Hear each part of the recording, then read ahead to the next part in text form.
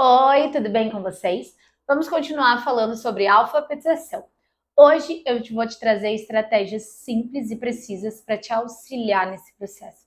Estratégias que eu utilizava dentro da sala de aula, que você pode usar aí na sua casa para auxiliar a sua criança.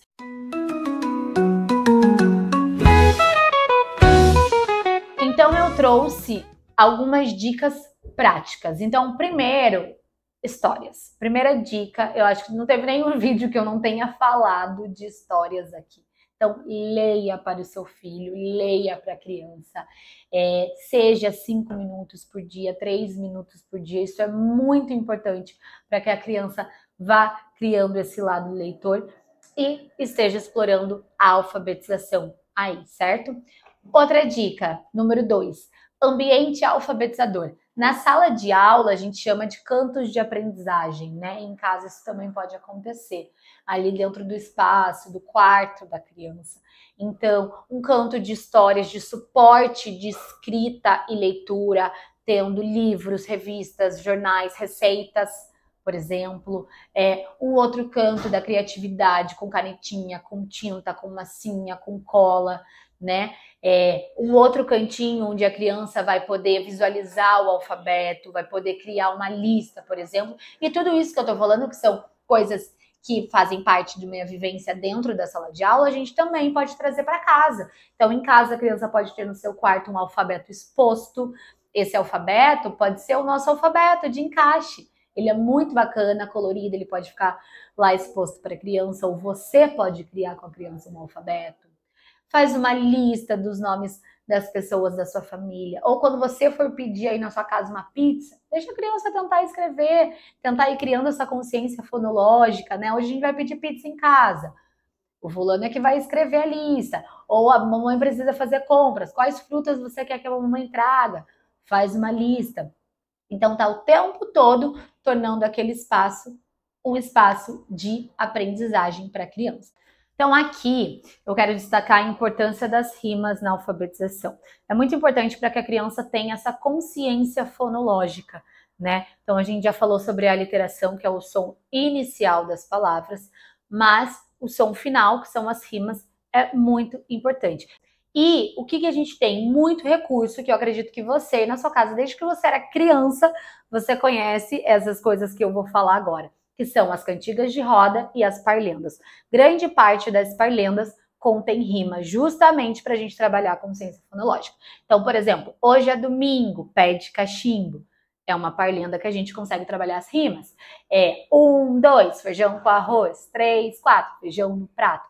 O sapo não lava o pé, né? Então, todos esses a gente vai trazendo, cantando com a criança, explorando e trabalhando sem a criança perceber a consciência fonológica. Aqui eu trouxe um jogo prático. As peças já estão montadas com seus pares. A gente vê que novamente nós temos figura e escrita, tá?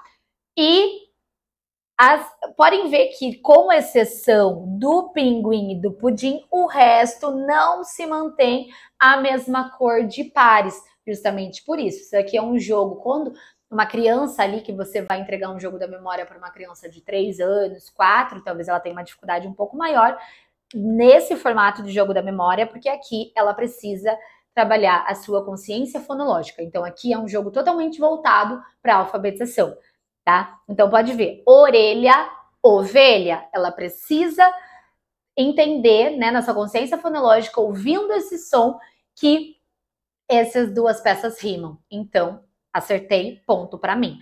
Por que elas têm cores diferentes? Porque pode ser que a criança, quando virasse galinha e rainha e fosse da mesma cor, ela não fosse nem parar para pensar na consciência fonológica. Ela ia ver, esse é verde, pronto, acertei. Então, justamente, já foi de propósito ser os pares com cores diferentes, que é justamente para que a criança pare e reflita. Então, galinha, rainha, olha, tem o mesmo som, né? Vaca, faca, mesmo som. Aqui eu já consigo trabalhar a diferença do V e do F, e junto a rima. Inclusive, esse é um jogo que na minha sala de aula eu todo ano montava esse jogo com papel, tudo mais, e aqui na Unique Kids esse jogo virou realidade, esse existe. Então, é maravilhoso. Aqui temos alfabeto móvel. Alfabeto móvel, ele pode ser... O que é o alfabeto móvel? Nada mais é do que um recurso com letras de alfabeto para que a criança monte palavras. Então, aqui ela vai montar o pato.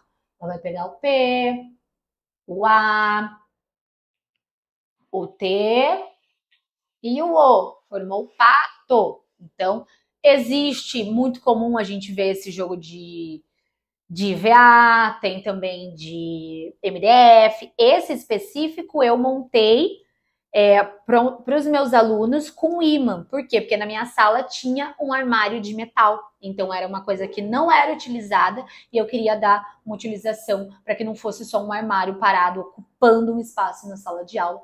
E aí virou um recurso onde as crianças conseguiam montar palavras e tudo mais. A gente começou no início do ano onde eles só montavam a sequência alfabética e aí a gente avançou para a escrita de palavras. Então realmente é muito bacana, inclusive tem até uma letra aqui faltando que se perdeu nesse meio ali da sala de aula. Então a gente pode formar com os recursos que a gente tiver, tá?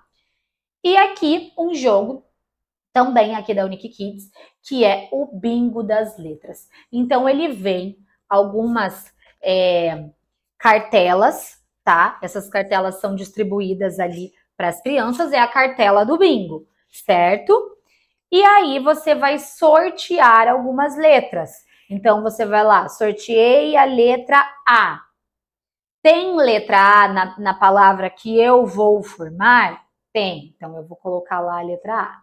Sorteei a letra P, né? Então você vai sorteando as letras e a criança vai precisar ter essa consciência fonológica, né? E aí o interessante também é que ele acompanha depois a escrita toda para a criança poder fazer essa correção, que é muito importante. É muito importante a gente lembrar que na alfabetização a gente não considera um erro, e sim um processo. A criança está dentro do processo, no que eu preciso avançar e o que eu preciso retomar, certo? Então, essas foram as minhas dicas de facilitadores da aprendizagem. Então, esses 5 recursos que eu trouxe para vocês são recursos que eu utilizava ali na minha sala de aula com frequência, usava e abusava deles. Então, retomando ali as histórias, o ambiente alfabetizador, as rimas, o alfabeto móvel e o bingo das letras, que depois a gente avança para letras, sílabas, palavras, enfim, as possibilidades são várias. Me conta aqui nos comentários o que você utiliza ou qual é a sua dica que eu vou te ajudar. Obrigada por ter ficado até o final desse vídeo e te convido a assistir os nossos outros vídeos com outras estratégias que podem te auxiliar nesse momento e a conhecer o nosso site, onde você vai encontrar esses recursos disponíveis para você. Tchau, tchau, até o próximo!